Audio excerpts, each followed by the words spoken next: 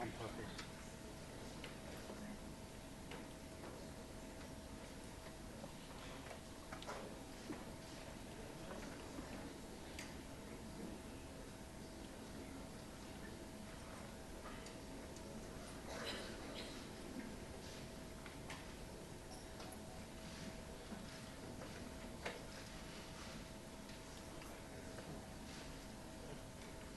Two.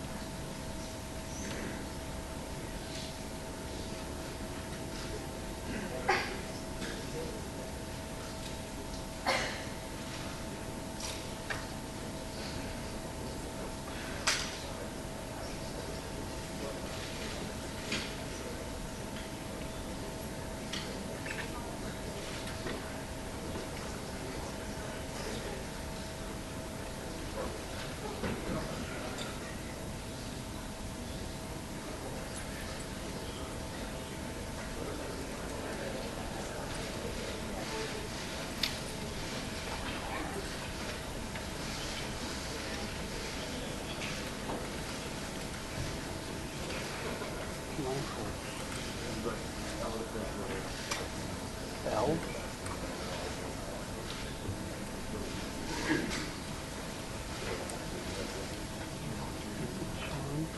Tell Sean, he already fucked up. I think they're sitting on the other side.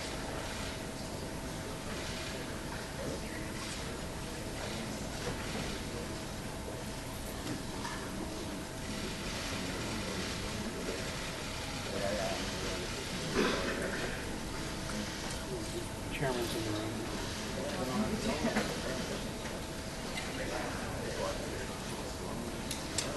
Yeah, so we left the camera where we wanted and we got the shot to the podium.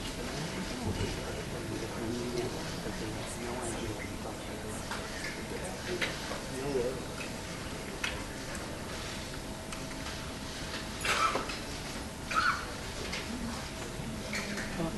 You should call the gallery and tell them that they're just way off on this. Here comes all the witnesses.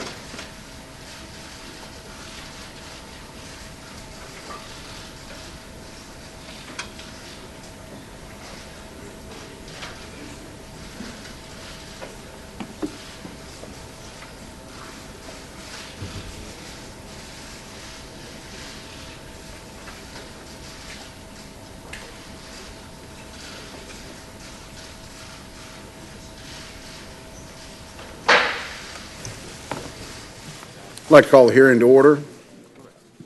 I'd like to welcome our witnesses today, Director of National Intelligence, DNI Coats. Dan, it's good to see our former colleague here.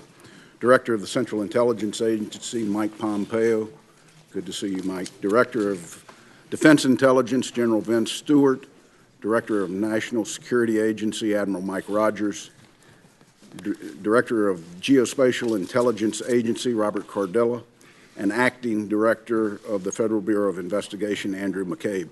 I thank all of you for being here this morning, especially to you, Director McCabe, for filling in on such short notice.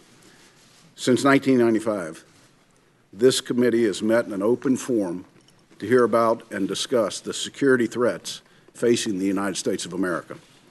I understand that many people tuned in today are hopeful will focus solely on the Russian investigation of their involvement in our elections. Let me disappoint everybody up front. While the committee certainly views Russian intervention in our elections as a significant threat, the purpose of today's hearing is to review and highlight to the extent possible the ranges of threats that we face as a nation. The national security threat picture has evolved significantly since 1995. What used to be a collection of mostly physical and state-based national security concerns has been replaced by something altogether different. Today, our traditional focus on countries like North Korea, Russia, and Iran is complicated by new challenges like strategic threats posed by non-state actors in the cyber arena and the danger of transnational terrorists who can use the internet to inspire violence and fear in the homeland, all without leaving their safe havens in the Middle East. What has not changed, however, is the tireless dedication and patriotism of the women and men who make up the United States intelligence community, the very people represented by our witnesses this morning. One of the many reasons I find so much value in this hearing is that it provides the American public with some insight into the threats facing our country. But it also lets people know what's being done on their behalf to reduce those threats. I encourage all the witnesses today to not only address the threats to our nation, but to talk about what their organizations are doing to help secure this country to the degree they can in an unclassified setting.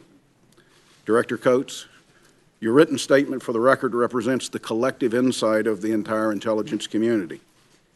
It is a lengthy and detailed account of what this country is facing. It is also evidence of why the substantial resources and investments this committee authorizes are in fact necessary. From the human tragedy of the refugee crisis in the Middle East to the risk that territorial ambitions will set off a regional conflict in the South China Sea, it's a complicated and challenging world. Director Pompeo, the Korean Peninsula is a point of particular concern to me and to many on this committee. I'd like your insights into what is behind North Korea's unprecedented level of nuclear and missile testing and how close they are to holding the U.S. mainland at risk of a nuclear attack. I'd also value your sense of how Tuesday's elections of a new president in South Korea is going to impact things for us on that peninsula. General Stewart, I'm sure you're aware of the reinvigorated policy discussions on Afghanistan. While we all respect that you can't offer your own recommendations on what that policy should be, I would very much value your assessments of the situation in Afghanistan today, including the state of governance in Kabul, the sustainability and proficiency of the Afghan National Security Forces, and whether Taliban reconciliation is a realistic objective. If the U.S. is ramping up in Afghanistan, we need to know the IC's views on what we're getting into. I also hope you'll share your assessments of the battlefield in Iraq and in Syria with us this morning. Your insights into conditions on the ground, including ongoing operations to dislodge ISIS from Mosul and sustainability of the Mosul Dam, would be of great value to the members of this committee and to the public. Admiral Rogers, I've made a couple of references to cyber already, and that's for good reason. Of the many difficult challenges we're going to discuss this morning, Nothing worries me more than the threat of a well-planned, well-executed, wide-scale attack on the computer networks and systems that make America work. From banking and healthcare to military and critical infrastructure, the functionality of our modern society is dependent on computers. When the first line of the DNI's statement reads, and I quote, "Nearly all information, communications networks, and systems will be at risk for years," unquote, that alarms me. Admiral Rogers, I look forward to hearing from you on this line of assessments. Director Cardillo, as head of the NGA, you sit at the nexus of innovation in data collection and analysis. Given the complexity of the intelligence questions the IC is being confronted with and the global nature of our national security threats to this country that this country faces, expectations of NGA are high. We know the IC can't be everywhere at once, but that's still kind of what we look to the NGA to do. I'd appreciate your sense of what NGA analytic strengths are today and what the role of commercial imagery is in NGA's future. Director McCabe, welcome to the table and into the fray. To the extent possible, I hope you'll discuss the Bureau's assessments of the terrorist threat within our borders. Your agents are often our last line of defense here at home, and I will say, continue to do outstanding work. We're fortunate to have 6 people with the experience and the dedication that we have today. I'll close there, but I'd like to highlight for my colleagues, the committee will be holding a classified hearing on worldwide threats this afternoon at 1:30. I will do everything I can to make sure that the questions that you ask in this open session are appropriate to the venue that we're in. I would ask you to think about that long and hard, and if there's a question to move to a staffer to ask them whether this is the appropriate area, and if you, as our witnesses, feel that there's something that you can't sufficiently answer in an open setting, that you will pause long enough to get my attention, and we'll try to make sure that we move to the appropriate setting. With that, I turn to the Vice Chairman for any comments he might make. Well, thank you, Mr. Chairman, and thank you for your leadership on this committee. And I also want to join in welcoming the witnesses. It's good to see you all, but it is impossible to ignore that one of the leaders of the intelligence community is not here with us today. The President's firing of FBI Director Comey Tuesday night was a shocking development. The timing of Director Comey's dismissal, to me and to many members on this committee on both sides of the aisle, is especially troubling. He was leading an active counterintelligence investigation into any links between the Trump campaign and the Russian government or its representatives, and whether there was any coordination between the campaign and Russia's efforts to interfere in our election. For many people, including myself, it's hard to avoid the conclusion that the President's decision to remove Director Comey was related to this investigation, and that is truly unacceptable. We were scheduled to hear directly from Director Comey today in open session. We and the American people were supposed to hear straight from the individual responsible for the FBI investigation.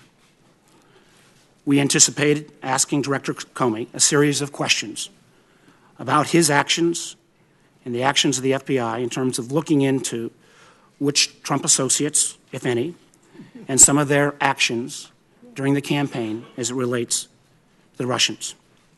However, President Trump's actions this week cost us an opportunity to get at the truth, at least for today. You may wonder a little bit how seriously I know the White House continues to dismiss this investigation. I point out simply for the record the front page of the New York Times, which shows a picture of clearly an administration that doesn't take this investigation too seriously. It is important to restate the critical importance of protecting the independence and integrity of federal law enforcement. This is central to maintaining the confidence of the American people in principle that all Americans, no matter how powerful, are accountable before the law. The President's actions have the potential to undermine that confidence, and that should be deeply concerning, no matter which political party you belong to. This week's remarkable developments make our committee's investigation into Russia's influence on the 2016 U.S. presidential election even more important. And while it is clear to me now more than ever that an independent special counsel must be appointed, make no mistake, our committee will get to the bottom of what happened during the 2016 presidential election. And again, I want to compliment the chairman on his work in this effort. We will not be deterred from getting to the truth. These actions will do nothing to undermine our resolve to follow the evidence wherever it leads. We hope to speak to Mr. Comey, and we'll speak to anyone and everyone that has something to offer in this investigation. And Mr. McCabe, well, I didn't necessarily expect to see you here today, and we don't know how long you'll be acting FBI Director. But while I will adhere to what the chairman has indicated in terms of the line of questioning, I will want to make sure my first question for you, even in this public setting, will be for you to assure the committee that if you come under any political influence from the White House or others to squash this investigation or impede it in any way, that you'll let the committee know. This investigation's had its ups and downs, and again, some, including myself, sometimes have been frustrated with the pace. We will no doubt face other challenges in the future. But ups and downs and bumps sometimes is how bipartisanship works. It's a constant struggle, but one worth making, and I'm proud of the way members of this committee from both sides of the aisle have conducted themselves in one of the most challenging political environments we've ever seen. At the same time, Chairman Burr and I have put this investigation on what we believe to be a solid bipartisan footing with the shared goal of getting the truth. In spite of the events of the last 24 hours, I intend to maintain our committee's focus on the investigation. Indeed, the recent actions only increase the burden of responsibility on all of us to ensure that we live up to this challenge and to uncover the truth wherever that leads. There is obviously consensus agreement among the U.S. intelligence community that Russia massively intervened with active measures in the 2016 presidential elections. Nor do I imagine that any member of this committee was surprised to see the exact same Russian playbook just being run during the French elections that just took place last weekend. And no one should forget, back in mid-2015, Director Coats, I had some of the folks in from the German services recently, that there was a hacking into the German Bundestag. It's fair to say that Germans should anticipate seeing more cyber attacks directed against their elected officials with their upcoming national elections in September. In short, Russia's direct interference in democratic processes around the globe is a direct assault that we must work on together, and is clearly one of the top worldwide threats. That being said, gentlemen, I want to start again by thanking you for your service to the nation. I want to particularly note that Director Coats, who is testifying before this committee in the first time since his confirmation. Dan, I know that you and Marcia were ready for retirement, and I thank you both for being willing to serve your country one more time. I also want to recognize the men and women who you represent here today. These thousands of dedicated intelligence professionals toil in the shadows, put their lives on the line, and make sacrifices most of us will never know in order to keep our country safe. I also want to make sure they know that I appreciate their efforts and am proud to represent them not only as the Vice Chair of the Intelligence Committee, but as a Senator from Virginia, where so many of those intelligence professionals lead. This committee's annual worldwide threat hearing is an important opportunity to review the threats and challenges we face as a nation. Obviously, these threats continue to multiply. As the world becomes more complex and challenging, good intelligence gives our policymakers and national leaders a heads up on the challenges they need to address. The intelligence community, in many ways, is our nation's early warning system. However, a fire alarm only works if you pay attention to it. You cannot ignore it simply because you don't like what it's telling you. Similarly, we need to make sure that all our policymakers pay attention to the warnings provided by you, the independent, nonpartisan intelligence professionals. Since the Second World War, America has relied, as we all know, on a global systems of alliances, institutions, and norms to ensure our stability and prosperity. Today, many challenges threaten that system that has been built up over the last 70 years. As the Chairman mentioned, countries like China and Russia are challenging many of the global institutions. They are, in many cases, seeking to undercut and delegitimize them. We must work together to stand vigilant against that threat. Similarly, rogue states, such as North Korea, have sought to undercut the global nonproliferation regime. Obviously, North Korea is one of the most pressing issues our country faces. And Admiral Rogers, as the Chairman mentioned, we all share enormous concern about both the upside and downside of new technologies and the asymmetrical threats that are posed by cyber and other technology actors. And I would add as well, Director Cardillo, I think we've discussed as well, our dominance in terms of overhead in many ways is a threat as well from emerging nations. Terrorist groups and extremists are also able to access a lot of these new technologies. And while ISIS in particular continues to suffer losses in Syria, Iraq, and Libya, unfortunately it continues to spread its hateful ideology through social media and encrypted communications. Gentlemen, I've only lightly touched on a few of the challenges we face. I look forward to the discussion we're about to have, but again, I thank you for being here and look forward to this hearing. Thank you, Mr. Chairman. I thank the Vice Chairman. For members' purposes, we have a vote scheduled on the floor at 11 o'clock. It's the intent of the Chair and Vice Chair that we will rotate the gavel so that the hearing continues through. Members will be recognized by seniority for 5 minutes. When we conclude the open session, hopefully with enough gap for our witnesses to have some lunch, we will reconvene at 1:30. The afternoon vote, to my knowledge, is not set yet, but we will work around that. So plan to be back at the SCIF by 1:30 for that hearing to start. With that, Director Coats, the floor is yours.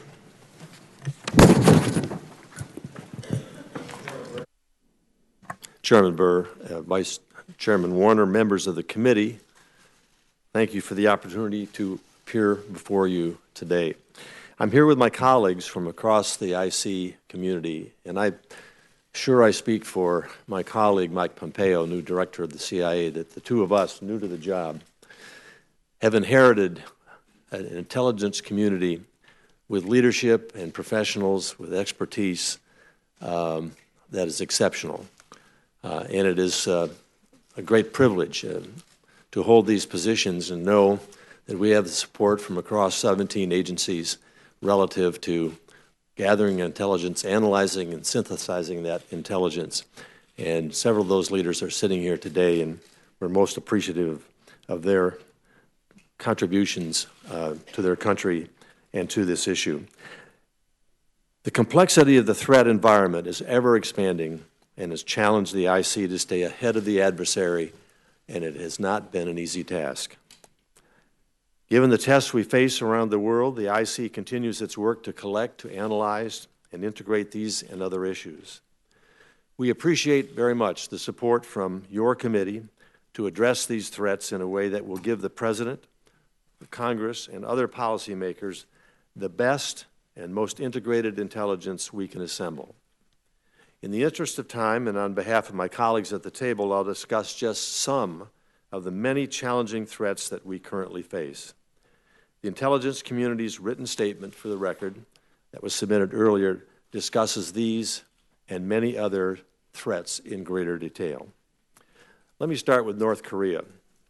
North Korea is an increasingly grave national security threat to the United States because of its growing missile and nuclear capabilities combined with the aggressive approach of its leader, Kim Jong-un. Kim is attempting to prove he has the capability to strike the U.S. mainland with a nuclear weapon. He has taken initial steps toward fielding a mobile intercontinental ballistic missile, but it has not yet been flight tested. North Korea updated its constitution in 2012 to declare itself a nuclear power, and its officials consistently state nuclear weapons are the basis for regime survival, suggesting Kim does not intend to negotiate them away. Although intelligence collection on North Korea poses difficulties given North Korea's isolation, the IC will continue to dedicate resources to this key challenge. It requires some of our most talented professionals to warn our leaders of impending North Korean actions and of the long-term implications of their strategic weapons programs. In Syria, we assess that the regime will maintain its momentum on the battlefield, provided, as is likely, that it maintains support from Iran and Russia. The continuation of the Syrian conflict will worsen already disastrous conditions for Syrians and regional states. Furthermore, on April 4th, the Syrian regime used the nerve agent sarin against the opposition in Khan Sheikhoun in what is probably the largest chemical attack by the regime since August 2013. The Syrian regime probably used chemical weapons in the response to battlefield losses along the Hama battlefront in late March that threatened key infrastructure. We assess that Syria is probably both willing and able to use CW, chemical warfare, in future attacks, but we do not know if they plan to do so. We are still acquiring and continuing to analyze all intelligence related to the question of whether Russian officials had foreknowledge of the Syrian CW attack on 4 April. And as we learn this information, we will certainly share it with this committee. Cyber threats continue to represent a critical national security issue for the United States for two key reasons. First, our adversaries are becoming bolder, more capable, and more adept at using cyberspace to threaten our interest and shape real-world outcomes. And the number of adversaries grows as nation-states, terrorist groups, criminal organizations, and others continue to develop cyber capabilities. Secondly, the potential impact of these cyber threats is amplified by the ongoing integration of technology into our critical infrastructure and into our daily lives. Our relationships and businesses already rely on our on social media and communication technologies and on critical infrastructure. It is becoming increasingly reliant on the Internet. As such, this raises the potential for physical, economic, and psychological consequences when a cyber attack or exploitation event occurs. The worldwide threat of terrorism is geographically diverse and multifaceted, and it poses a continuing challenge for the United States, for our allies, and partners who seek to counter it. ISIS is experiencing territorial losses in Iraq and Syria, with persistent counterterrorism operations degrading its strength. However, ISIS will continue to be an active terrorist threat to the United States due to its proven ability to direct and inspire attacks against a wide range of targets around the world. Outside Iraq and Syria, ISIS is seeking to foster interconnectedness among its global branches and networks, align their efforts to its strategy, and withstand counter-ISIS efforts. We assess that ISIS maintains the intent and capability to direct, enable, assist, and inspire transnational attacks. Al-Qaeda and its affiliates continue to pose a significant terrorist threat overseas as they remain primarily focused on local and regional conflicts. And homegrown violent extremists remain the most frequent and unpredictable terrorist threat to the United States homeland. This threat will persist, with many attacks happening with little or no warning. In Turkey, tensions in Turkey might escalate rapidly and unpredictably in 2017 as the government's consolidation of power, crackdowns on dissent, and restrictions on free media continue. Let me now take just a quick run through some key areas of the Middle East. In Iraq, Baghdad's primary focus through 2017 will be recapturing and stabilizing Mosul and other territory controlled by ISIS. ISIS in Iraq is preparing to regroup, however, and continue an insurgency and terrorist campaign even as it loses territory. We assess that Iraq will still face serious challenges to its stability, political viability, and territorial integrity, even as the threat from ISIS is reduced.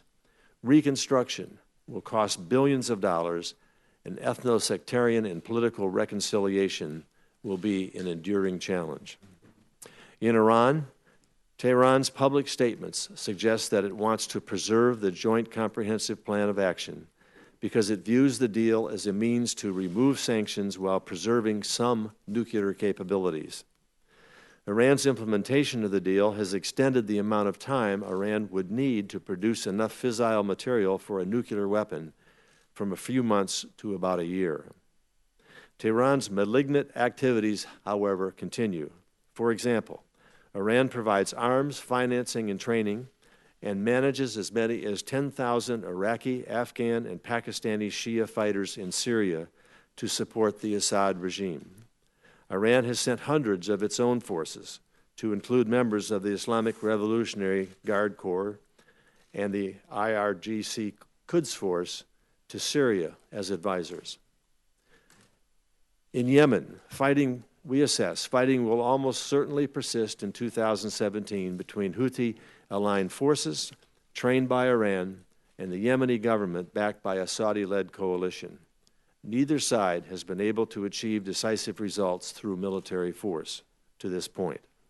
Al-Qaeda in the Arabian Peninsula and ISIS branch in Yemen have exploited the conflict and the collapse of government authority to gain new recruits and allies and expand their influence. In South Asia, the intelligence community assesses that the political and security situation in Afghanistan will almost certainly deteriorate through 2018, even with a modest increase in military assistance by the United States and its partners. This deterioration is undermined by its dire economic situation. Afghanistan will struggle to curb its dependence on external support until it contains the insurgency or reaches a peace agreement with the Taliban.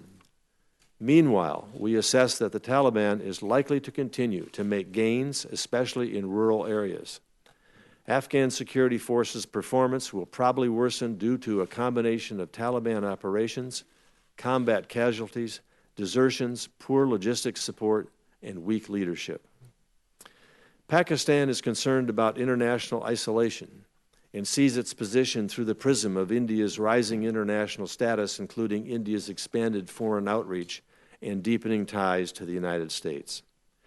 Pakistan will likely turn to China to offset its isolation, empowering a relationship that will help Beijing to project influence into the Indian Ocean. In addition, Islamabad has failed to curb militants and terrorists in Pakistan. These groups will present a sustained threat to the United States' interests in the region and continue to plan and conduct attacks in India and Afghanistan. Pakistan is also expanding its nuclear arsenal and pursuing tactical nuclear weapons, potentially lowering the threshold for their use. Let me now turn to Russia.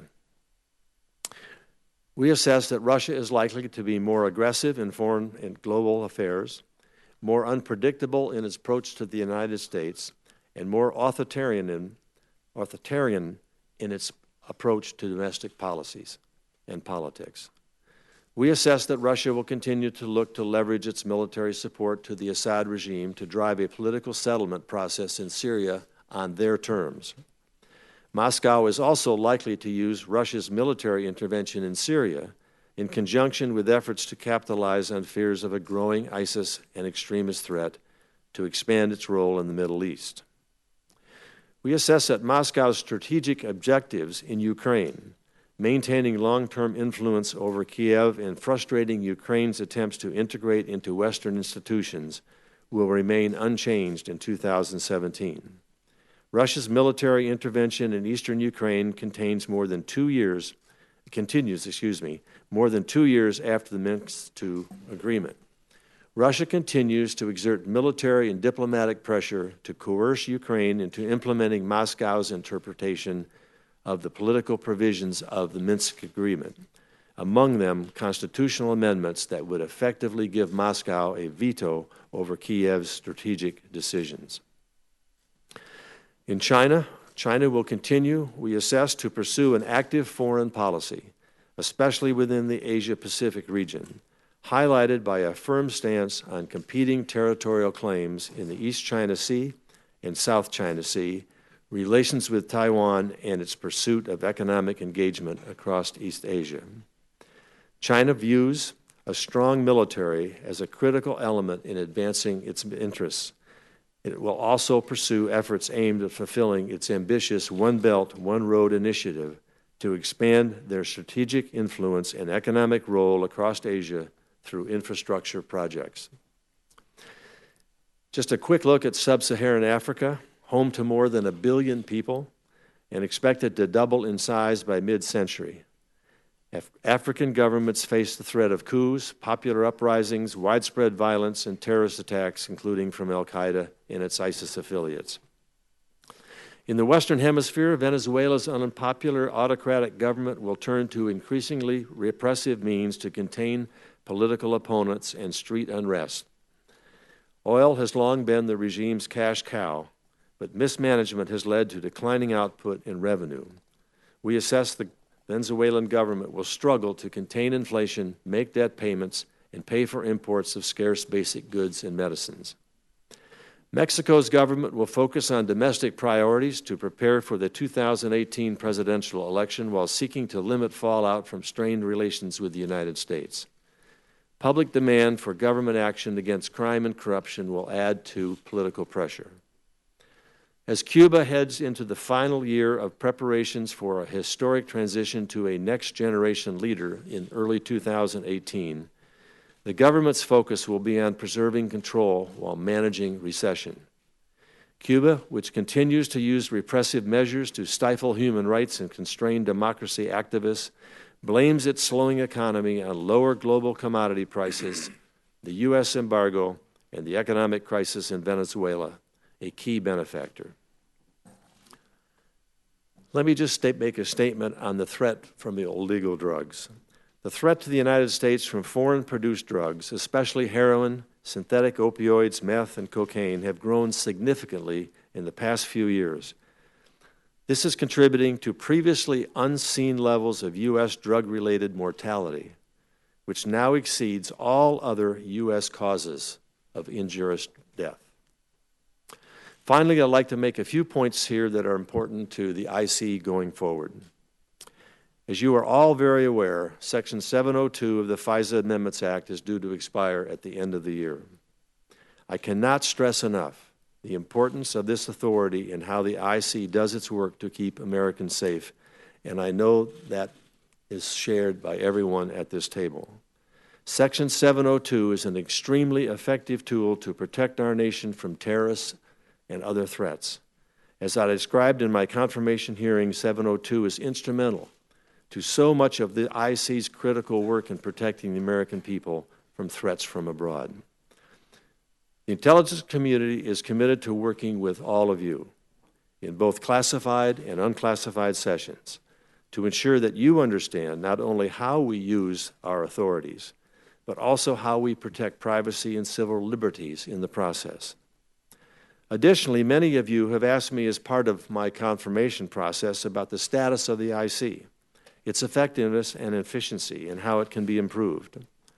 As part of the administration's goal of an effective and efficient government, the ODNI has already begun a review of the entire intelligence community to include the Office of the DNI and to answer the very questions about how we can make our process even more streamlined, more efficient, and more effective. My office is proud to lead this review, and I look forward to the confirmation of my principal deputy in order to shepherd this process to completion, and I have total confidence in her that she has the capacity and capability to effectively lead this effort.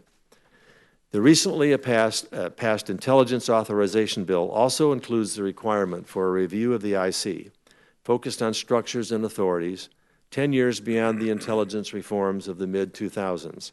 Between these two reviews, I am confident that I will be able to report back to the committee with constructive recommendations on the best ways forward for the whole of the IC. In the short time I've been on this job, I have learned that the IC is full of dedicated, talented, creative, and patriotic men and women who are committed to keeping America safe. We must retain this posture while looking for ways to improve. In conclusion, the intelligence community will continue its tireless work against these and all threats, but we will never be omniscient. Although we have extensive insight into many threats and places around the world, we have gaps in others. Therefore, we very much appreciate the support provided by this committee and will continue to work with you to ensure that the intelligence community has the capabilities it needs to meet its many mission needs. And with that, we are ready to take your questions. Director Coats, thank you for that very thorough and comprehensive testimony on behalf of the intelligence community. Dan, quite frankly, you make us proud seeing one of our own now head the entire intelligence community, and I want to thank you and Marcia personally for your willingness to do that. Thank you. And to also pass to you, we are anxious for your deputy to be considered by the committee. Would you please send us a nomination? We are doing our very best to do that, and nobody's more anxious than me. I'm sure that's the case. I'm going to recognize myself for 5 minutes. Director McCabe, did you ever hear Director Comey tell the President that he was not the subject of an investigation? Excuse me, did you ever hear Director Comey tell the President he was not the subject of an investigation? Sir, could you do your microphone, please? Rookie mistake, I'm sorry. Sir, I can't comment on any conversations the Director may have had with the President. Okay. General Stewart, you heard Director Coats state on everybody's behalf that there is an expected deterioration of conditions in Afghanistan. Can you give us DIA's assessment of the situation today in Afghanistan and what would change that deterioration? Thanks, Mr. Chairman. I pay close attention to the operations in Afghanistan. I make 2 trips there each year, one before the fighting season and one following the fighting season. That way I get on the ground my own personal assessment of how things are going. I was there about 6 weeks ago. The NDSF, 2 years into taking control of the security environment, the NDS had mixed results in this past year. Those mixed results can characterize a security environment as a stalemate. And left unchecked, that stalemate will deteriorate in the favor of the belligerents. So we have to do something very different than what we've been doing in the past. Let me back out just a little bit and talk about the fact that the Taliban failed to meet any of their strategic objectives that they outlined during the last fighting season. They controlled no district centers. They were able to execute high visibility attacks, which causes a psychological effect that has a debilitating effect. They maintained some influence in the rural areas, but they controlled none of the large district centers. Having said that, the Afghan National Defense Security Forces did not meet their force generation objectives. They had some success in training the force. They were able to manage a crisis better than they have in the past. They were able to deploy forces, but failed, in my opinion, to employ the ISR and the fire support to make them as effective on the battlefield as possible. Unless we change something where we introduce either U.S. forces, NATO forces, that changes the balance of forces on the ground, changes the fighting outputs on the ground, or add additional training and advising capability at lower levels than we do now, the situation will continue to deteriorate and we'll lose all the gains that we've invested in over the last several years. So they've got to get more trainers below the corps level, I believe. Not sure how far down, or they have to get more personnel on the ground, generate greater forces, greater fire support, greater use of ISR, or this will, in fact, deteriorate further. Thank you, General. Admiral Rogers, every aspect of our daily lives continues to become part of a traceable, trackable interacting environment, now known as the Internet of Things. In addition, artificial intelligence, or AI, has increasingly enabled technology to become autonomous. What is the IC's current assessment of the ever-changing capabilities of the Internet of Things and what it presents? So it represents both opportunity, but from an information assurance or computer network defense perspective, it represents great concern, where the ability to harness literally millions of devices that were built for very simple day-to-day activities suddenly can be tied together and focused and oriented to achieve a specific outcome. We've seen this with denial of service attempts against a couple significant companies on the East Coast of the United States in the course of the last year. This is going to be a trend in the future. It's part of the discussions we're having. I'm in the midst of having some discussions in the private sector with this is going to be a problem that's common to both of us. How can we work together to try to, number one, understand this technology, and number two, ask ourselves, how do we ensure that it's not turned around, if you will, against us? Thank you for that. Admiral Rogers, I'll probably put this to you as well. Section 702 of the FISA Amendments Act authorizes the government to target only non-U.S. persons reasonably believed to be located outside the United States for the purposes of acquiring foreign intelligence information.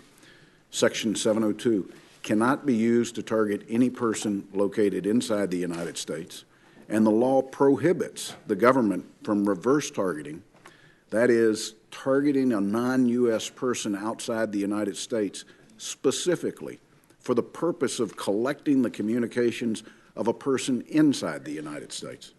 The IC uses FISA 702 collection authority to detect, identify, and disrupt terrorist and other national security threats.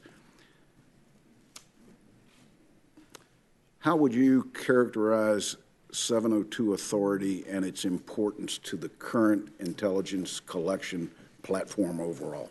If we were to lose 702's authorities, we would be significantly degraded in our ability to provide timely warning and insight as to what terrorist actors, nation states, criminal elements are doing that is of concern to our nation as well as our friends and allies.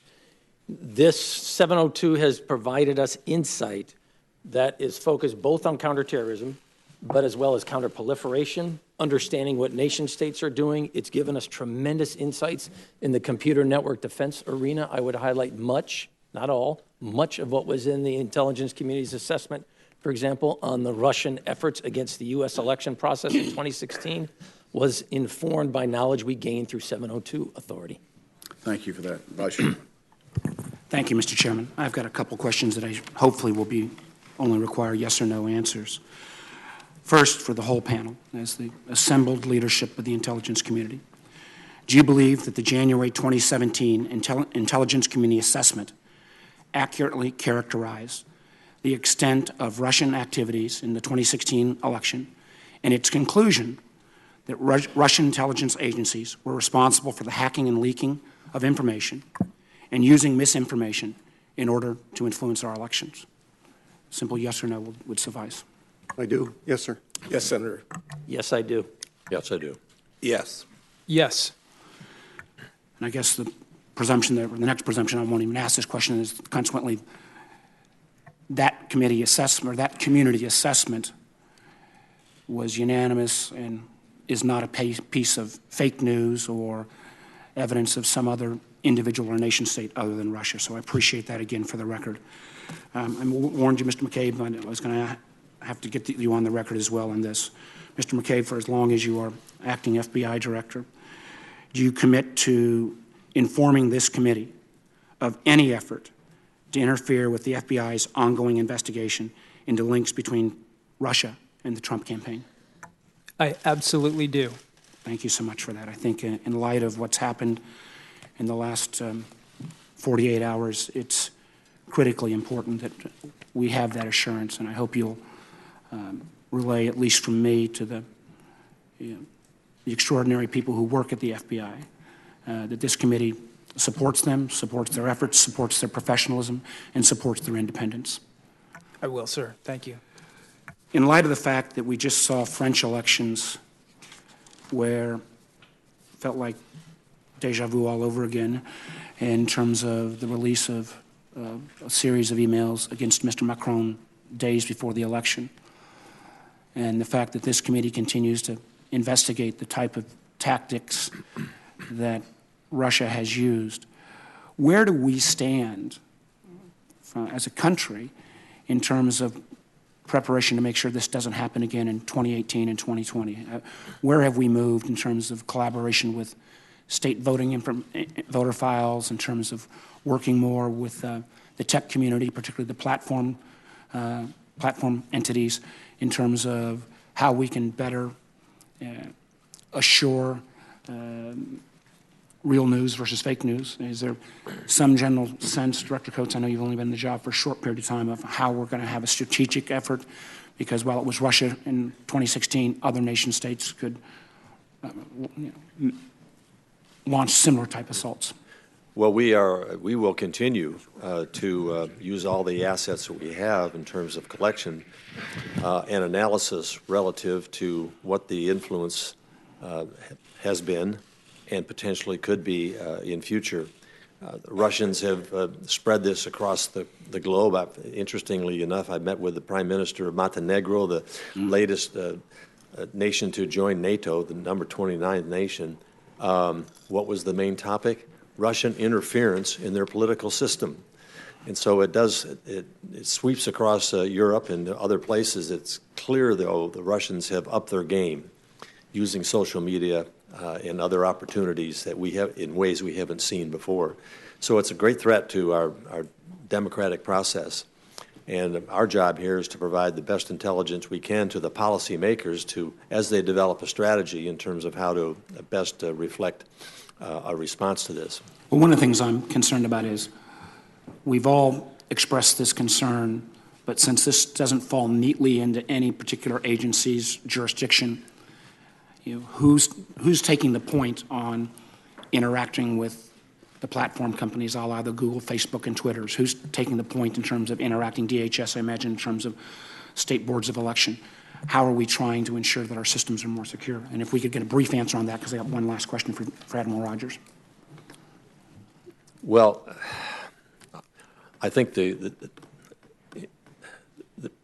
obviously our office tasks and takes the point, but there's contribution from agencies across the IC. Might ask Director Pompeo to address that, and others might want to address that also. But each of the agencies, to the extent that they can, and have the capacity, whether it's NSA through SIGINT, whether it's CIA through HUMIT or other sources, will provide information to us that we want to use as a basis to provide to our policymakers. Relative to a grand strategy, I am not aware right now of any. I think we're still assessing the impact. We have not put a grand strategy together, which would not be our purview. We would provide the basis of intelligence that would then be the foundation for what that strategy would be. Well, my hope would be that we need to be proactive in this. We don't want to be sitting here kind of looking back at it after a 2018 election cycle. Last question, very briefly. Admiral Rogers, do you have any doubt that the Russians are behind the intervention in the French elections? Let me phrase it this way. We are aware of some Russian activity directed against the French election process. As I previously said before Congress earlier this week, we in fact reached out to our French counterparts to say, we have become aware of this activity. We want to make you aware. What are you seeing? I'm not in a position to have looked at the breadth of the French infrastructure, so I'm not really in a position to make a whole simple declaratory statement. Thank you, Mr. Chairman. Senator Rubio. Thank you, Mr. Chairman. Mr. McCabe, can you, without going to the specific of any individual investigation, I think the American people want to know, has the dismissal of Mr. Comey in any way impeded, interrupted, stopped, or negatively impacted any of the work, any investigation, or any ongoing projects at the Federal Bureau of Investigations? As you know, Senator, the work of the men and women of the FBI continues despite any changes in circumstance, any decisions. So there has been no effort to impede our investigation to date. Quite simply put, sir, you cannot stop the men and women of the FBI from doing the right thing, protecting the American people, and upholding the Constitution. and this is for all the members of the committee, as has been widely reported, and people know this, Kaspersky Lab software is used by not hundreds of thousands, millions of Americans. To each of our witnesses, I would just ask, would any of you be comfortable with the Kaspersky Lab software on your computers? A resounding no for me. No. No, Senator. No, sir. No, Senator. No, sir. On the Director Pompeo, on the Venezuela, which was mentioned in Director Coates' statements, as all of you are probably well aware, armed civilian groups or colectivos, these militias in the street, have been armed by the regime for purposes of defending, for lack of a better term, the regime from protesters. We all are aware of the Maduro regime's cozy relationship with Hezbollah, with the FARC, which is a designated terrorist organization, and links to narco-trafficking. Among the weapons in the stockpile, the military in Venezuela, are Igla-S, these basically Russian variant of our Stinger missiles. Director Pompeo, if you could comment on the risk that I believe exists that as these groups become more desperate, potentially even operate at some point outside the control of the Maduro regime, they're running around in the streets also in search of money and food and anything else that they want to get their hands on, the threat of any advanced weaponry, such as what I've just mentioned, being sold or transferred to the FARC, a terrorist organization, sold to drug cartels in Mexico potentially, or even sold to terrorist organizations on the black market. Is that a real threat? Is that something we should be cognizant of? Senator, it is a real threat. As we have all seen, the situation in Venezuela continues to deteriorate. Maduro gets more desperate by the hour. The risk of these colectivos acting in a way that is not under his control increases as time goes on as well. In classified setting, I'm happy to share with you a little bit more about the details of what we know. We have not seen any of those major arms transfers take place. We don't have any evidence that those have taken place to date, but those stockpiles exist not only in the Maduro regime, but other places as well. There are plenty of weapons running around in Venezuela, and this risk is incredibly real and serious and ultimately a threat to South America and Central America, in addition to just in Venezuela. Staying in the Western Hemisphere for a moment, and this potentially is also to the Director McCabe, it's only to you, Director Pompeo. I continue to be concerned about the potential, and what I believe is the reality of a concerted effort on the part of the Cuban government to recruit and unwittingly enlist Americans, business executives, and others, even local and state political leaders, in an effort to have them influence U.S. policymaking on Cuba, and particularly the lifting of the embargo. Would this be a tactic consistent with what we have seen in the past from other nation states, including the regime in Cuba? I'll let Mr. McCabe make a comment as well, but yes, of course. Frankly, this is consistent with what we, right, this is the attempt to interfere in the United States is not limited to Russia. The Cubans have deep ties. It is in their deepest tradition to take American visitors and do their best to influence them in the way that is adverse to U.S. interests. Yes, sir. Fully agree. We share your concerns about that issue. And my final question is, on all this focus on Russia and what's happened in the past, is it the opinion of all of you, or those of you certainly all have insight on this, that even as we focus on 2016 and the efforts leading up to that election, efforts to influence policymaking here in the United States vis-a-vis the Russian interests are ongoing, that the Russians continue to use active measures, even at this moment, even on this day, to try to, through the use of multiple different ways, to influence the political debate and the decisions made in American politics, particularly as they pertain to Russia's interests around the world. In essence, these active measures is an ongoing threat, not simply something that happened in the past. Yes, sir, that's right. Senator, it's right. In some sense, though, we ought to put in context. This has been going on for a long time. There's nothing new. Only the cost has been lessened, the cost of doing it. I would just add that the use of cyber and social media significantly increased the impact and the capabilities that Russia. Obviously, this has been done for years and years, even decades. But the ability they have to use the interconnectedness and all that provides that didn't provide before, they've literally upped their game to the point where it's having a significant impact. From my perspective, I would just highlight cyber is enabling them to access information in massive quantities that weren't quite attainable to the same level previously. And that's just another tool in their attempt to acquire information, misuse of that information, manipulation, outright lies, inaccuracies at times, but in other times actually dumping raw data, which is, as we also saw during this last presidential election cycle for us. Senator Feinstein. Thanks very much, Mr. Chairman. Where there's obviously more than one threat to our country, I would argue that the greatest danger to the United States is North Korea. And I'm one of those who have been very worried and trying to follow this as close as possible. In the statement for the record, you state, and I quote, North Korea's nuclear weapons and missile programs will continue to pose a serious threat to U.S. interests and to the security environment in East Asia in 2017. You go on to state Pyongyang is committed to developing a long-range nuclear-armed missile that is capable of posing a direct threat to the United States. These assessments, combined with North Korea's behavior, recent ballistic missile launches, and proximity to U.S. forces and allies in Asia, is deeply concerning. For the purpose of this open hearing, could each of you express the threat posed by North Korea in this public setting, and then address, most importantly, some of the specific actions we're taking as a nation? And some of it you may want to do in the closed hearing later.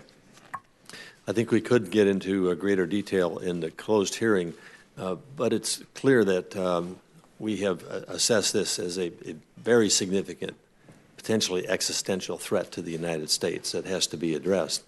You're aware there's been considerable discussion among the policymakers with our providing intelligence with the administration relative to steps moving forward. General Mattis has taken a major role in this, as well as our Secretary of State and others.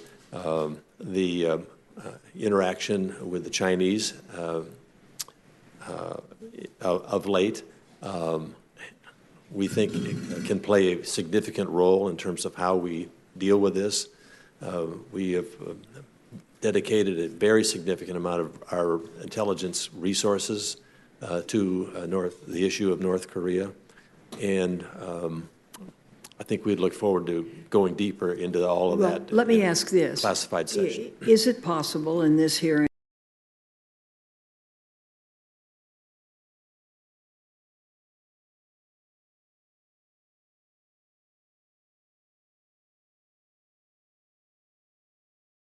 those kind of details for the closed session? Can you say in this session how effective China has been in stopping some of the testing? Senator Feinstein, let me try and answer that as best I can. I actually just returned from Korea. I was there last week. I had a chance to be with our great soldiers, General Brooks and his team, as well as the great soldiers of the Republic of Korea Army who are on the front lines there. They're doing amazing work in a difficult condition. With respect to the Chinese, they have made efforts in a way that they have not made before in an effort to close down the trade that they have and putting pressure, diplomatic pressure as well, on the North Koreans. The intelligence would suggest that we're going to need more to shake free this terribly challenging problem, and that they could do more, and they have the capacity to do more as well. Could you be specific? It's have they entirely stopped coal? To what degree have they reduced it? How about oil and other commodities? I'd prefer to defer the details of that to the classified setting, but there have been restrictions on coal that have been significant. Is there any other comment? If I could, Senator, North Korea has declared its intent. It said it publicly. It produces propaganda images that shows their intent to develop intercontinental missiles, nuclear armed. What we've not seen them do is do a complete end-to-end test of an ICBM with a nuclear device. In the closed session, we can talk about how close they might be to doing that. But they're certainly on parallel paths, nuclear device, processing enough fissile material for nuclear warheads, and developing a wide range of missile technology, short, intermediate, long-range missile technology. So they're going to put those two together at some point, but we have not seen them do that, test it end-to-end. Missile launch, intercontinental range, miniaturization, and survival of a reentry vehicle. But they're on that path, and they're committed to doing that. Thank you. I just add, Senator, on top of General Stewart's comments, that they are in a race. He's pushing very hard on the accelerator here. This whole panel is well aware of that, and we are doing everything in our power, and we can give you the details enclosed to make sure that we give you and our customers the advantage to win that race. If I might just say, Mr. Cardillo, you've given us very good information, very solid information. It is much appreciated. I think, it is time for the American people to begin to understand that, as the director said, we do, in fact, have an existential threat in the Pacific Ocean, and we need to come to grips with it. Senator Blunt. Thank you, Mr. Chairman. Well, Director Coats, let me join everybody else and welcome you back to the committee. This time on the other side of the hearing table, but please, along with others, you take this responsibility. It's my understanding, I want to talk just a little bit about the two executive orders on vetting that the president has been challenged on in court. My understanding is you're, as the DNI, involved in that vetting, in that process. Is that right? The screening process, is that something that reports up through you? You're talking about the classification process? Well, I'm talking about the extreme vetting where the president's issued. The first executive order was January the 27th, where the president's order said that we'd suspend refugee admissions from certain countries for 90 days pending a review. There's also 120 days mentioned in that order. And since we're beyond 90 days and approaching 120 days, my real question is, are we, in spite of what's happening outside of the organization, are we continuing to pursue that timeline, and are we about to get to the 120 days of having that review period behind us? I would like to take that question and get back to you with the specifics relative to the days away, what has been done to this particular date, and are we on target? Obviously, this is going forward. Now over 100, close to 120 days into that time frame, to find out that the 120 days didn't get the job done because we were waiting to figure out how the order could be properly enforced, and so I'd be very interested in that. On the cyber front, Director Cardillo, I know among other things your organization has conducted what you've called hackathons, or at least have been called hackathons. What has that done in terms of bringing other people into the discussion of how we protect ourselves better from these cyber attacks? Sure. Thank you, Senator. So we're quite proud at NGA of our history of support to the community and to you, but through predominantly historically closed systems, government-owned systems, et cetera. As the committee's already discussed and the panel's responded clearly, the high-tech reality of our world, the interconnectedness of the internet, et cetera. So what we're trying to do is take that historic success of our expertise and our experience and then engage with that community in a way that we can better leverage our data in a way to inform and warn you. And so I'm trying to tap into the agility and the innovation of that community. We use these hackathons to put out challenge questions in which we can engage with industry and academia in a way that'll enable us to do our job better. Let me ask one more question of you. We had a witness before this committee on March the 30th in an open hearing, Clint Watts, who observed that he said, quote, "The intelligence community is very biased against open source information." That ends his quote. I may come to you on that too, Director Pompeo, but in terms of geospatial, what are you doing there with open source information? Well, we're engaging. As Admiral Rogers mentioned, though, there's an upside to this connectedness and the fact that that the commercial market and the commercial imagery market is getting into a business that was prior a government-only entity has great advantage, and we seek to build on that and take advantage of those developments.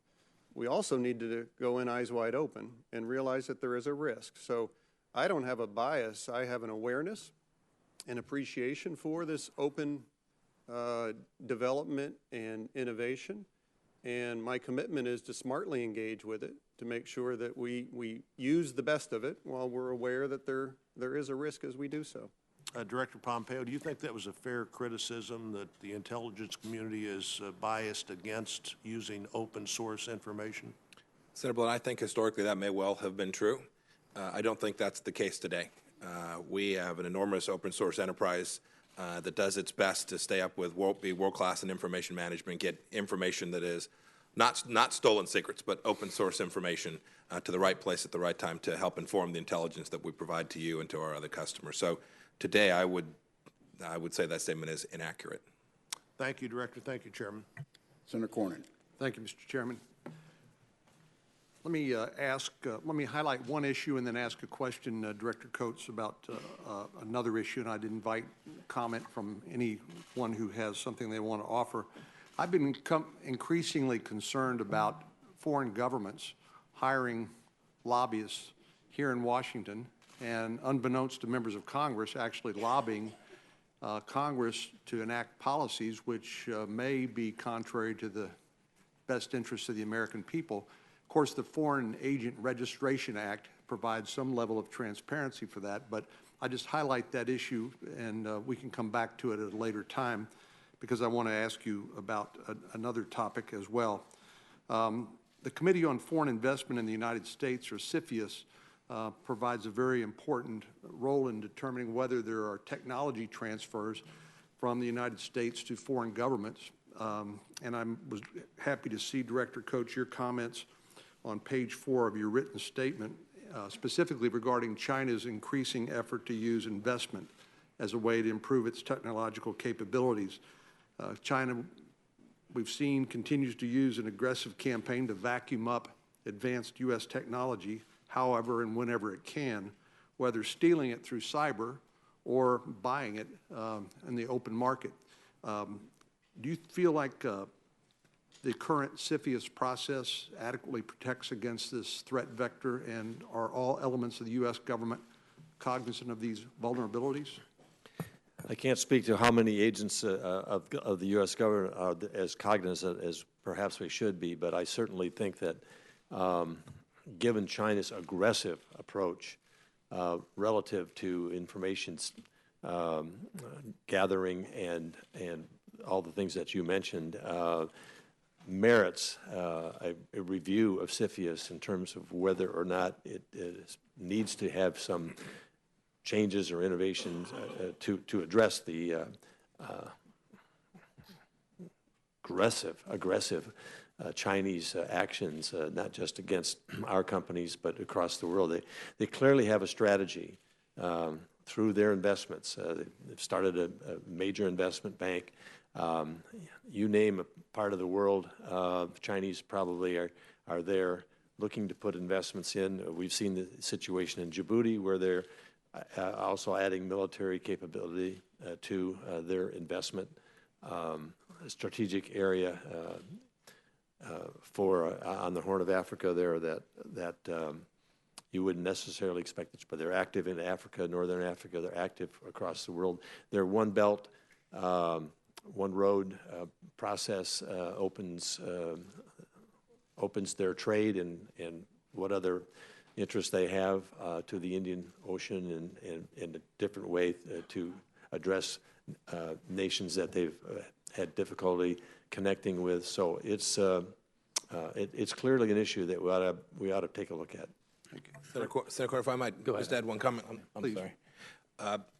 Two quick comments. One on CFIUS. It mostly deals with change of control transactions, purchases. There are many other ways one can invest in an entity here in the United States and exert significant control over that entity. I think that ought to be looked at.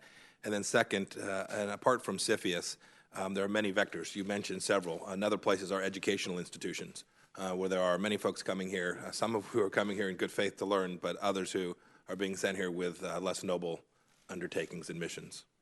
And the only additional comment I was going to make, it is clear as we watch China and other nations, they are gaining greater insights as to our CFIUS processes, the criterion that we use that tend to shape our decision process. And so I think that's... stands.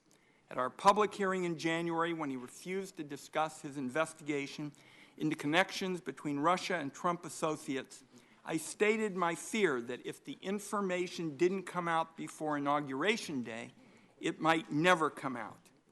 With all the recent talk in recent weeks about whether there is evidence of collusion, I fear some colleagues have forgotten that Donald Trump urged the Russians to hack his opponents. He also said repeatedly that he loved WikiLeaks. So the question is not whether Donald Trump actively encouraged the Russians and WikiLeaks to attack our democracy. He did. That is an established fact. The only question is whether he or someone associated with him coordinated with the Russians. Now, Mr. McCabe, the President's letter to Director Comey asserted that on 3 separate occasions, the Director informed him that he was not under investigations. Would it have been wrong for the Director to inform him he was not under investigation? It's a yes or no. Sir, I'm not going to comment on any conversations that the director may have had. I didn't ask that. Would it have been wrong for the Director to inform him he was not under investigation? That's not about conversations. That's a yes or no answer. As you know, Senator, we typically do not answer that question. I will not comment on whether or not the director and the President of the United States had that conversation. Will you refrain from these kinds of alleged updates to the President or anyone else in the White House on the status of the investigation? I will. Thank you. Director Pompeo, one of the few key unanswered questions is why the President didn't fire Michael Flynn after Acting Attorney General Yates warned the White House that he could be blackmailed by the Russians. Director Pompeo, did you know about the Acting Attorney General's warnings to the White House, or were you aware of the concerns behind the warning? I don't have any comment on that. Well, were you aware of the concerns behind the warning? I mean, this is a global threat. This is a global threat question. This is a global threat hearing. Were you aware? Senator, tell me what global threat it is you're concerned with, please. I'm not sure I understand the question. Well, the possibility of blackmail.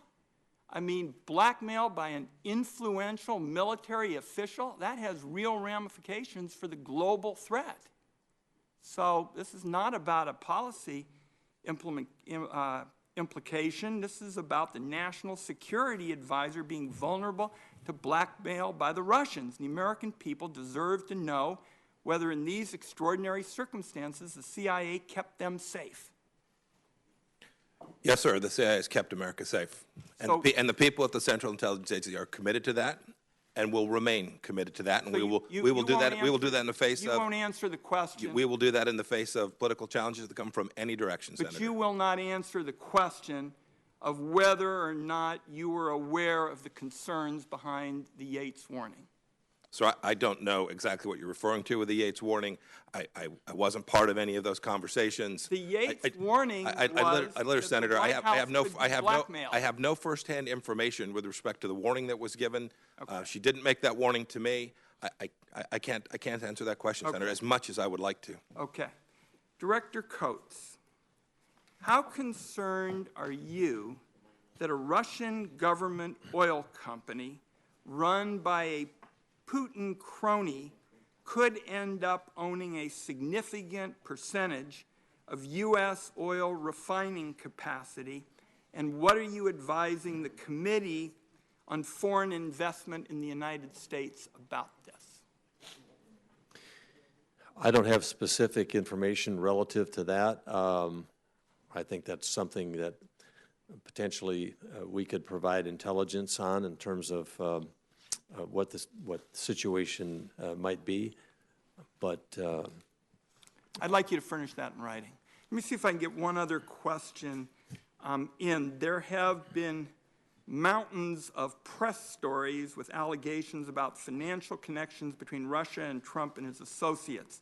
The matters are directly relevant to the FBI, and my question is, when it comes to illicit Russian money, and in particular its potential to be laundered on its way to the United States, what should the committee be most concerned about? We hear stories about Deutsche Bank, Bank of Cyprus, shell companies in Moldova, the British Virgin Islands. I'd like to get your sense, because I'm over my time, Director McCabe, what should we be most concerned about with respect to illicit Russian money and its potential to be laundered on its way to the United States? Yes, certainly, sir. So as you know, I am not in a position to be able to speak about specific investigations, and certainly not in this setting. However, I will confirm for you that those are issues that concern us greatly.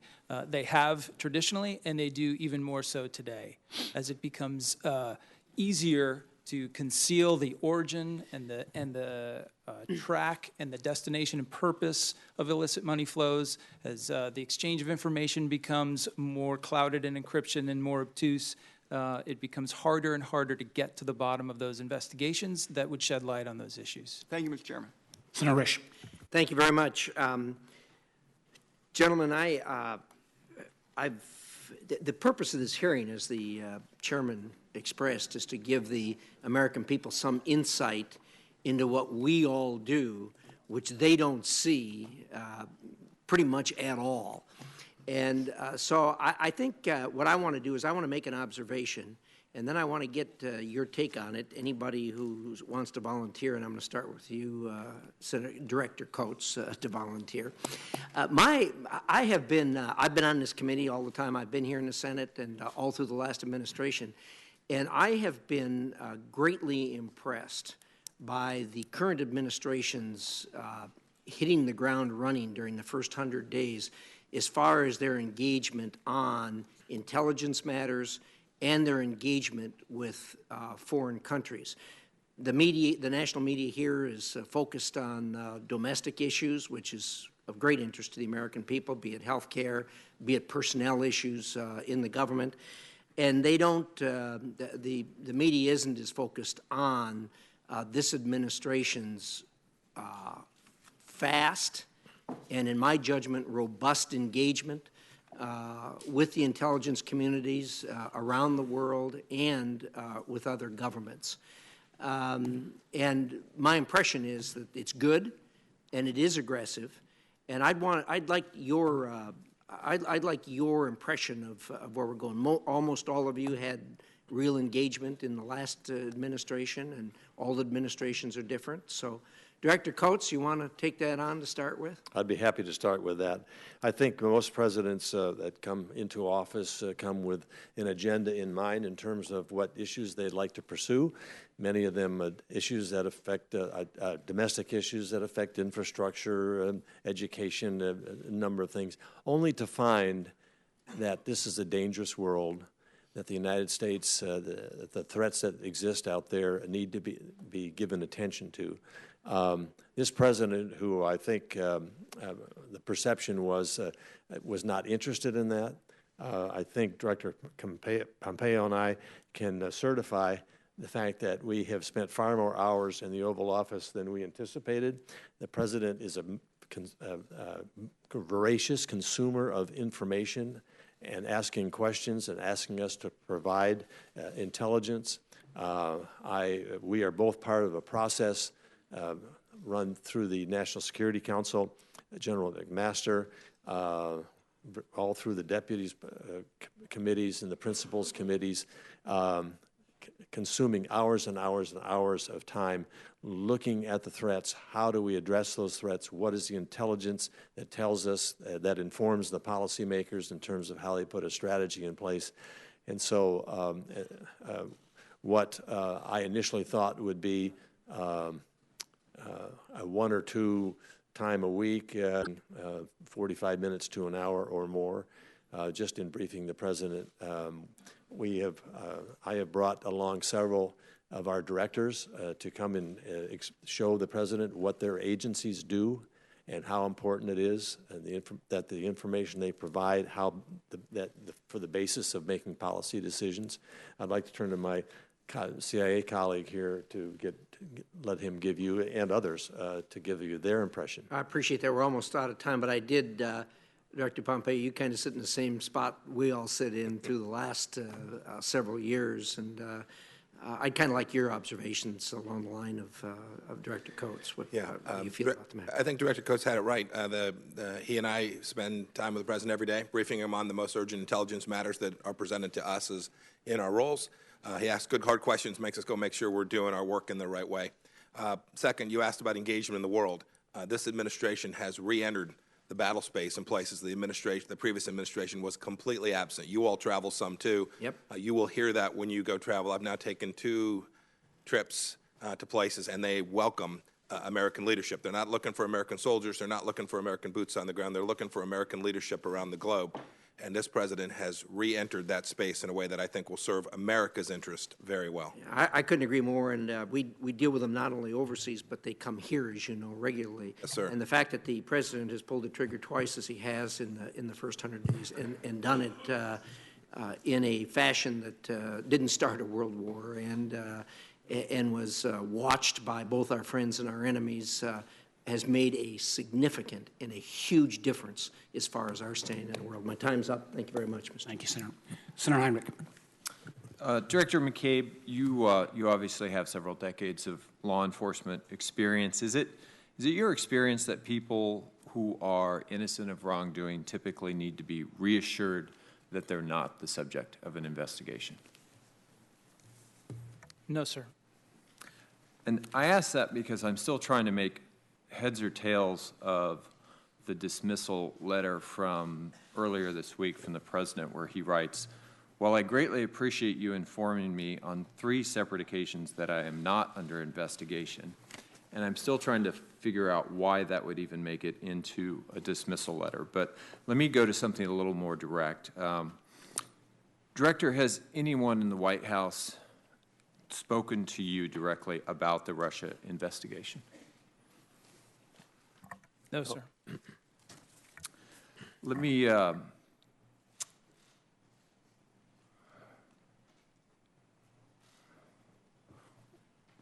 when did you last meet with the President, Director McCabe?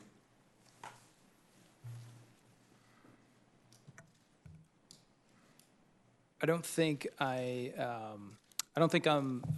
Was it in a position earlier to this comment week? on that. I have met with the President this week, but I don't really want to go into the details of that. But Russia did not come up. That's correct. It did not. Thank you. We've heard in the news that claims that Director Comey had lost the confidence of rank-and-file FBI employees. You've been there for 21 years. In your opinion, is it accurate that the rank-and-file no longer supported Director Comey? No, sir. That is not accurate. I can tell you, sir, that I worked very, very closely with Director Comey from the moment he started at the FBI. I was his executive assistant director of national security at that time. I then worked for him running the Washington field office. And, of course, I've served as deputy for the last year. I can tell you that I hold Director Comey in the absolute highest regard. I have the highest respect for his considerable abilities and his integrity, and it has been the greatest privilege and honor of my professional life to work with him. I can tell you also that Director Comey enjoyed broad support within the FBI and still does to this day. We are a large organization. We are 36,500 people across this country, across this globe. We have a diversity of opinions about many things, but I can confidently tell you that the vast majority of FBI employees enjoyed a deep and positive connection to Director Comey. Thank you for your candor. Do you feel like you have the adequate resources for the existing investigations that the Bureau is invested in right now to follow them wherever they may lead? Sir, if you're referring to the Russia investigation, I do. I believe we have the adequate resources to do it, and I know that we have resourced that investigation adequately. If you're referring to the many constantly multiplying counterintelligence threats that we face across the spectrum, they get bigger and more challenging every day, and resources become an issue over time. But in terms of that investigation, sir, I can assure you we are covered. Thank you. Director Coats, welcome back. Would you agree that it is a national security risk to provide classified information to an individual who has been compromised by a foreign government, as a broad matter? As a broad matter, yes. Mm-hmm. If the Attorney General came to you and said one of your employees was compromised, what sort of action would you take? I would take the action as prescribed in our procedures relative to how we report this and how it is processed. I mean, it's a serious issue. I would be consulting with our legal counsel and consulting with our Inspector General and others as to how best to proceed with this, but obviously we would take action. Would one of the options be dismissal, obviously? That very potentially could be dismissal, yes. Okay. Thank you, Director. Senator Collins. Thank you, Mr. Chairman or Mr. Vice Chairman. Mr. McCabe, is the agent who is in charge of this very important investigation into Russian attempts to influence our elections last fall still in charge? I mean, we have many agents involved in the investigation at many levels, so I'm not sure who the you're lead referring to. Agent overseeing the investigation. Certainly, almost all of the agents involved in the investigation are still in their positions. So has there been any... Continue to focus on our mission and get that job done. I want to follow up on a question of resources that Senator Heinrich asked your opinion on. Press reports yesterday indicated that Director Comey requested additional resources from the Justice Department for the Bureau's ongoing investigation into Russian active measures. Are you aware of that request? Can you confirm that that request was in fact made? I cannot confirm that request was made. As you know, ma'am, when we need resources, we make those requests here. So I don't, I'm not aware of that request, and it's not consistent with my understanding of how we request additional resources.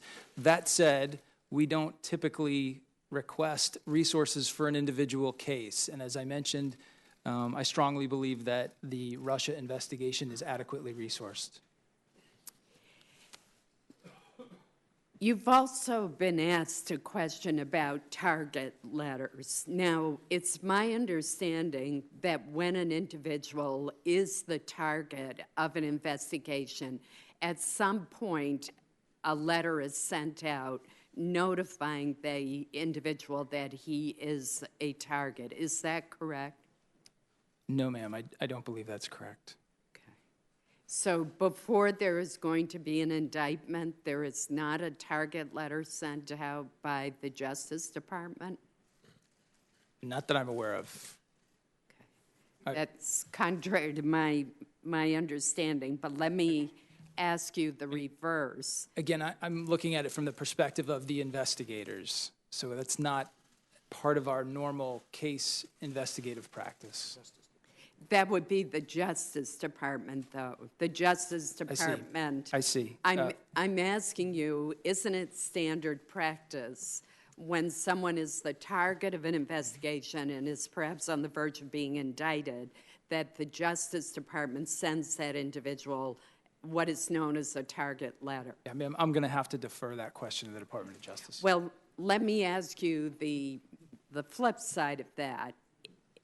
And perhaps you don't know the answer to this question, but is it standard practice for the FBI to inform someone that they are not a target of an investigation? It is not. So it would be unusual and not standard practice for there to have been a notification from the FBI director to President Trump or anyone else involved in this investigation, informing him or her that individual is not a target. Is that correct? Again, ma'am, I'm not going to comment on what Director Comey may or may not have done. I'm not asking you to comment on the facts of the case. Right. I'm just trying to find out what's standard practice Yes, and ma'am. what's not. I'm not aware of that being a standard practice. Admiral Rogers, I want to follow up on Senator Warner's question to you about the attempted interference in the French election. Some researchers, including the cyber intelligence firm Flashpoint, claim that APT28 is the group that was behind the stealing of and the leaking of the information about the president-elect of France. The FBI and DHS have publicly tied APT28 to Russian intelligence services in the joint analysis report last year after the group's involvement in stealing data that was leaked in the run-up to the U.S. elections in November. Is the IC in a position to attribute the stealing and the leaking that took place prior to the French election to be the result of activities by this group, which is linked to Russian cyber activity? Again, ma'am, right now I don't think I have a complete picture of all the activity associated with France, but as I've said publicly both today and previously, we are aware of specific Russian activity directed against the French election cycle in the course, particularly of the last few weeks, to the point where we felt it was important enough, we actually reached out to our French counterparts to inform them and make sure they had awareness of what we were aware of, and also to ask them, is there something we are missing that you are seeing? Thank you. Senator King. Mr. McCabe, thank you for being here today under somewhat difficult circumstances. We appreciate your candor and your testimony. On March 20th, Director Comey, then Director Comey, testified to the House of Representatives, I have been authorized by the Department of Justice to confirm that the FBI, as part of our counterintelligence mission, is investigating the Russian government's efforts to interfere in the 2016 presidential election, and that includes investigating the nature of any links between individuals associated with the Trump campaign and the Russian government, and whether there was any coordination between the campaign and Russian efforts. As with any counterintelligence investigation, this will also include an assessment of whether any crimes were committed. Is that statement still accurate? Yes, sir, it is. And how many agents are assigned to this project? How many, or personnel generally within the FBI, roughly? Yeah, sir, I can't really answer those sorts of questions in this forum. Well, yesterday, a White House press spokesman said that this is one of the smallest things on the plate of the FBI. Is that an accurate statement? Is this a small investigation in relation to all the other work that you're doing? Sir, we consider it to be a highly significant investigation. So you would not characterize it as one of the smallest things you're engaged in? I would not. Thank you. Let me change the subject briefly. We've been talking about Russia and their involvement in this election. One of the issues of concern to me, and perhaps I can direct this to, well, I'll direct it to anybody in the panel, the allegation of Russian involvement in our electoral systems. Is that an issue that is of concern, and what do we know about that, and is that being followed up on by this investigation? Mr. McCabe, is that part of your investigation? No, I'm not talking about the presidential election. I'm talking about state-level election infrastructure. Yes, sir. So obviously not discussing any specific investigation in detail. The issue of Russian interference in the U.S. democratic process is one that causes us great concern. And quite frankly, it's something that we've spent a lot of time working on over the past several months. And to reflect comments that were made in response to an earlier question that Director Coats handled, I think part of that process is to understand the inclinations of our foreign adversaries to interfere in those areas. So we've seen this once. We are better positioned to see it the next time. We're able to improve not only our coordination with, primarily through the Department of Homeland, through DHS, their expansive network into the state and local election infrastructure, but to interact with those folks to put them in a better position to defend against whether it's cyber attacks or any sort of influence-driven interactions. Thank you. I think that's a very important part of this issue. Admiral Rogers, yesterday a camera crew from TASS was allowed into the Oval Office. There was no American press allowed. Was there any consultation with you with regard to that action in terms of the risk of some kind of cyber penetration or communications in that incident? No. Were your agency wasn't consulted in any way? Not that I'm aware of. I wouldn't expect that to automatically be the case, but no, not that I'm aware of. Did it raise any concerns when you saw those pictures that those cameramen and crew were in the Oval Office without? I'll be honest, I wasn't aware of where the images came from. Thank you. Mr. Coats, Director Coats, you lead the intelligence community. Were you consulted at all with regard to the firing of Director Comey? I was not. So you had there were no discussions with you, even though the FBI is an important part of the intelligence community? There were no discussions. Thank you. Mr. Chairman, thank you. Thanks, Senator King. Senator Langford. Thank you. Let me just run through some quick questions on this. Director McCabe, thanks for being here as well. Let me hit some high points of some things that I've heard already, just to be able to confirm. You have the resources you need for the Russia investigation. Is that correct? Sir, we believe it's adequately resourced. So there's not limitations of resources. You have what you need. The actions about Jim Comey and his release has not curtailed the investigation from the FBI. It's still moving forward. The investigation will move forward, absolutely. No agents have been removed that are the ongoing career folks that are doing the investigation? No, sir. Is it your impression at this point that the FBI is unable to complete the investigation in a fair and expeditious way because of the removal of Jim Comey? It is my opinion and belief that the FBI will continue to pursue this investigation vigorously and completely. Do you need somebody to take this away from you and somebody else to do it? No, sir. Okay. Let me ask you a separate question.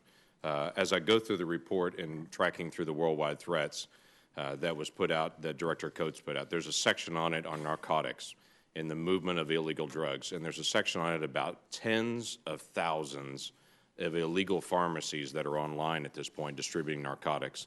And 18 to 20 of those go online a day still.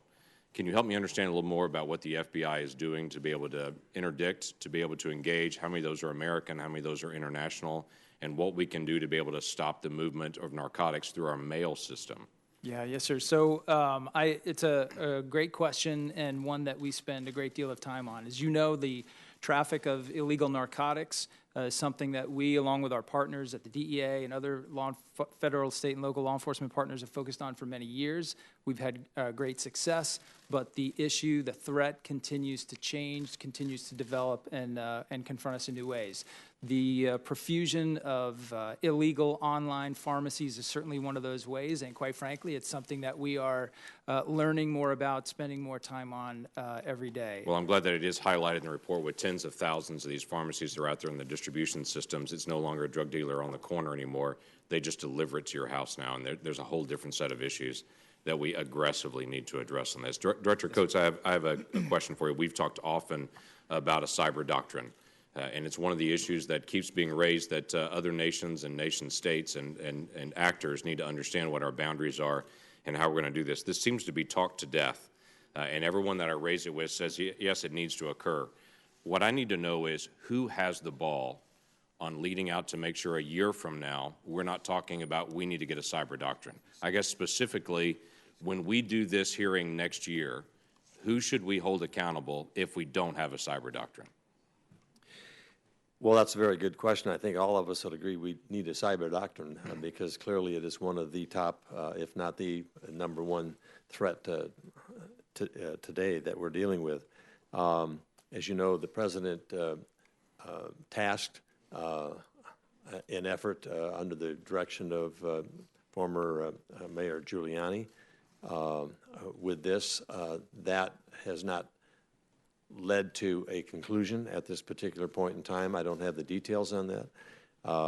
I would agree with you, however, that this is a threat that our policymakers need to address. I'm hoping that when we are here next year, we will have a solid response to your question. But at this particular point in time, frankly, given the proliferation of issues that we're trying to deal with, it's almost overwhelming. And it is, and that's been our hands concern all around along. all of them. There's just so many things that are flying around. This keeps getting left, and it has been for years been left. And what we need to try to figure out is how do we actually find out who's got the ball, and who do we hold to account to be able to help us work through this, or is this something that we need to be able to work through? I noticed as I read through your report, which was excellent, by the way, and all the worldwide threats. Every single section of your report, every section of it, had a section on Iran. Every part of it, that there was a threat. In fact, in one section of it, you wrote, Iran continues to be the foremost state sponsor of terrorism. Whether it was cyber, whether it is active terrorism, whether it was involvement in every different nefarious action, it seems to always circle back to Iran at some point in some way of facilitating this. So this is one of those areas that we've got to be able to figure out how to be able to deal with. Just in a broad question on it, and maybe General Stewart, you'd be the right one to be able to deal with this, but anyone could answer this. My concern is that when we're dealing with Syria, the focus seems to be on Russia in Syria or ISIS in Syria, and we're losing track of the movement of Iran through Iraq into Syria. We're losing track of what's happening in Yemen and other places. What is your perception of Iran's goal through the Middle East? Is their goal higher for Yemen, or is it higher going into Syria and into Iraq and to be able to occupy and stay? And is the perception that the Russians want to remain there, or Iran wants to remain in Syria and be the dominant force there? Clearly, Iran views themselves as the dominant regional power. They will continue to use militia forces and asymmetric forces to achieve the aims of controlling large parts of the region. If they can't control them physically, they tend to influence them politically. Syria becomes a very key strategic point for them. It allows them to leverage the Syrian forces, Lebanese and Lebanese Hezbollah, and move capability and forces across the region. They will be in competition at some point with Russia. Russia views themselves as the regional power, at least the dominant regional power today. I'm not sure that Russian and Iran's influence will remain aligned in the long term. In the near term, they're very closely aligned as it relates to propping up and securing the Syrian regime. All right. Thank you. Senator Manchin. Thank you, Mr. Chairman. Thank all of you for being here. I really appreciate it. And I know that, Mr. McCabe, you seem to be of great interest of being here. And we're going to look forward to really hearing from all of you all in a closed hearing this afternoon, which I think that we'll be able to get in more detail. So I appreciate that. I just have one question for Mr. McCabe, is basically the morale of the agency, the FBI agency, and the morale basically starting back from July 5th to July 7th, October 28th, November 6th, and Election Day. Did you all ever think you'd be embroiled in an election process such as this? And what did it do to the morale?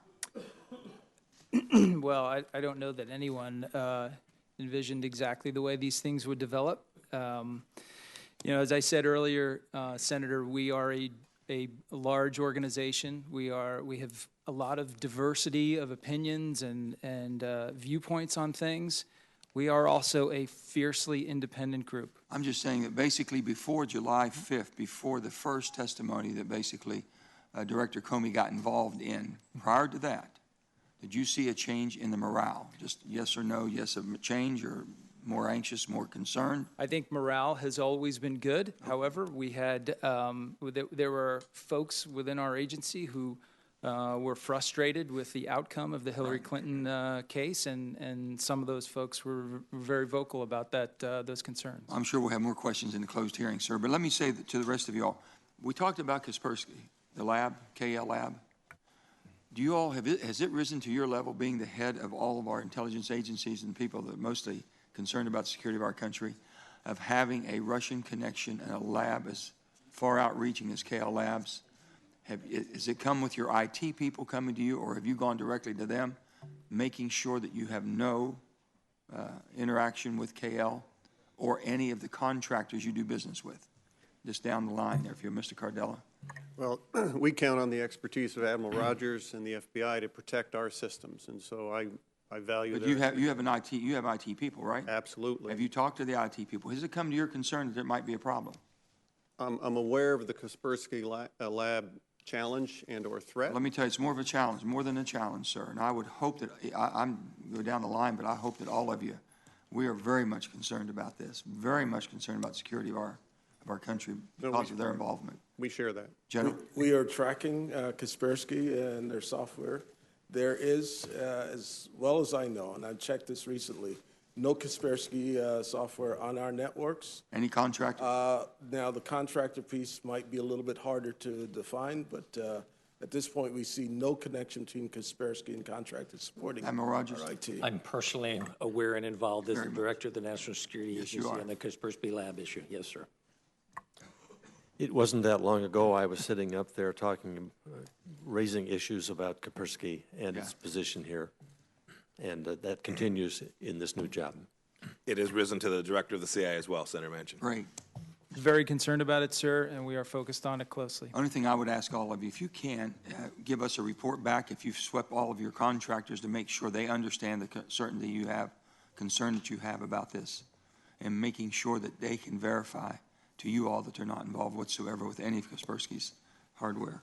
I'm going to switch to a couple of different things because of national security, but you know, the violent gangs that we have in the United States, and I know we don't talk about it much. And when you talk about, you have MS-13, the Crips, you've got Hell's Angels, Aryan Brotherhood, it goes on and on and on. There's quite a few. What are we doing, and what is it to your level? Has it been brought to your level, the concern we have with these gangs within our country, really every part of our country? Anybody on the gangland? Yeah, sir. So we spend a lot of time talking about that at the FBI. It's one of our highest priorities You have in the our resources to program. go after each one of these because they're interspersed all over the country. We do, sir. We've been focused on the gang threat for many years. Much like the online pharmacy threat, it continues to change and develop. We think it's likely having an impact on some of the elevated violent crime rates we see across the country. So we're spending a lot of time focused on that. The one last question real quick, my time's running out, is basically on rare earth elements. I'm understanding ever since the closure of the California, which is the Mountain Pass mine, which was the last mine that we had that was giving us domestic source of rare earth elements, that's been closed, and now we're 100% dependent on basically foreign purchases of rare earth elements for what we need every day to run this country. We don't do any of it in this country anymore. Most of it comes from China. Do any of you have a concern about that? So, Senator Manchin, I'll speak to that. Yes, we're concerned. We do a lot of work to figure out where they are and help the intelligence community, help the policy community shape policies surrounding how we ought to treat this issue. But it's a very real concern, and obviously depends on the element. But we use them for important technologies that keep us all safe. Those very rare earth elements. Let me just say that it's been told to me that the Department of Defense needs about 800 tons of rare earth elements per year. Yes, sir. And I want you to make sure that you know, West Virginia has the opportunity to provide this country with the rare earth elements it has because of our mining process and all of that we extract through the mining process. We are happy to come to aid, sir. Thank you, Senator. Thank you, Senator Manchin. Before I turn to Senator Cotton, can I say for members, the Vice Chair and I have to step out for a meeting that we can't push off. I would ask Senator Harris, Senator Cotton to complete their first round of questions.